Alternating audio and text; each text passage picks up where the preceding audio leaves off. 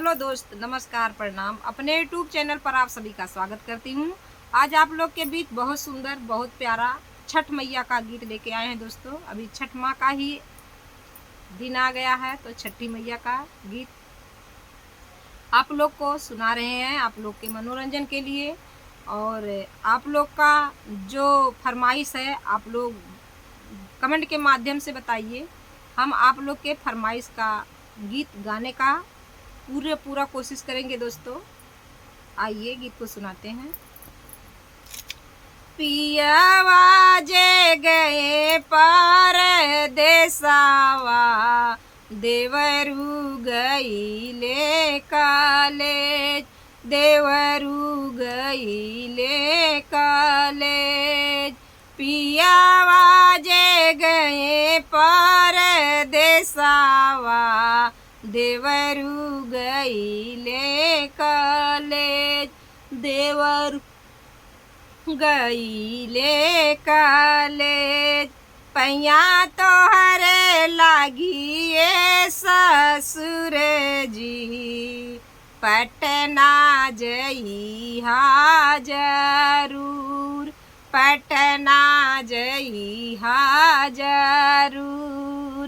पैया तोहरे लागी है ससुर जी, पटना जाया जरूर, पटना जाया जरूर।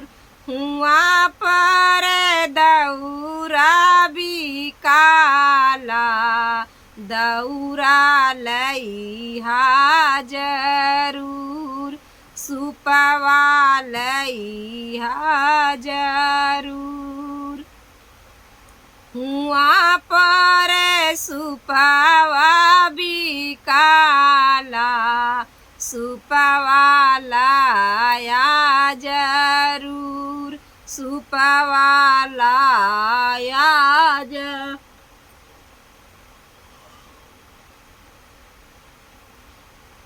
पियावा जे गए पार देसावा, देवरू गईले कॉलेज, देवरू गईले कॉलेज। पैया तोहरे लागी है ससुर जी, हाजीपुर जइहा जरूर, हाजीपुर जइहा जरूर। हुआ पर केलावा बिकाला, केलावा लाया जरूर, केलावा लाया जरूर। हुआ पर अमरुदवा बिकाला, अमरुदवा लइहा जरूर, अमरुदवा लइहा जरूर।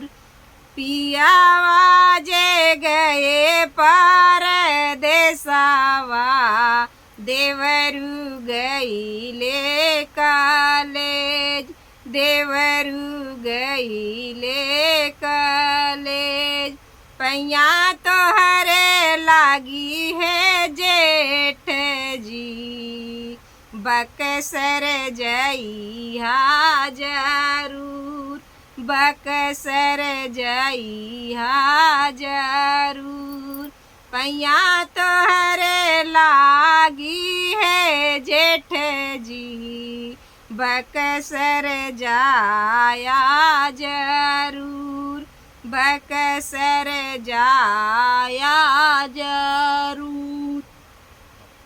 हुआ पर उखिया बिकाला, उखिया लइहा जरूर, उखिया लइहा जरूर।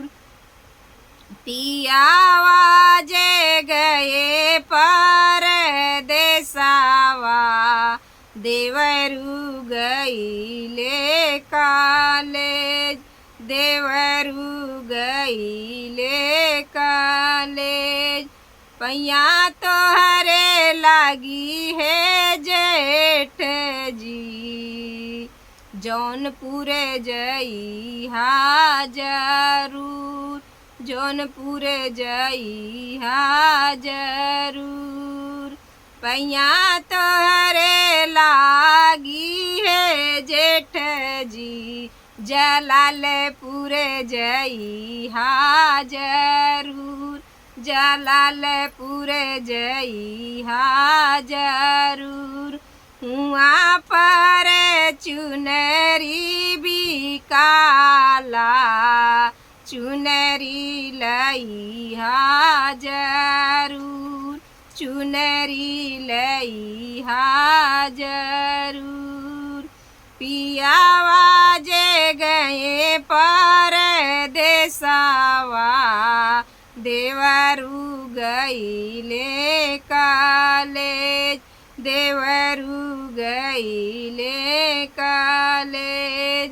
पैया तोहरे लागी है जेठ जी, जलालपुर जइहा जरूर, जलालपुर जइहा जरूर। हुआ पर सब फल बिकाला, सब फल लइहा जरूर, सब फल लइहा जरूर। तो गीत कैसा लगा दोस्तों, आप लोग कमेंट में बताना और ज़्यादा से ज़्यादा अपना प्यार दुलार देना।